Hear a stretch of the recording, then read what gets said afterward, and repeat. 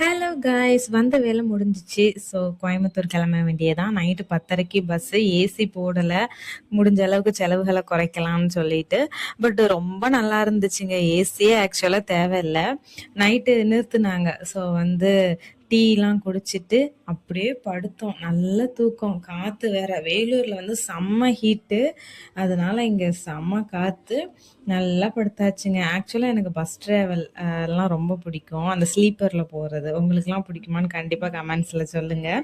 காலையில் எழுந்துச்சி பார்த்தா நம்ம கோயம்புத்தூர் வந்துருந்துச்சு. இங்கே வெயில் எவ்வளவோ பரவாயில்லைங்க. எனக்கு அங்கே இருந்துட்டு இங்கே ரொம்ப நல்லா இருந்துச்சு. ஒரு 10 டிகிரி கம்மியாக இருந்துச்சு வெயில். ஸோ நல்லா தூங்கி எந்திரிச்சு அப்படி பொடி நிறையா ஏர்லி மார்னிங் ஒரு 6 கிட்ட விட்டாங்க.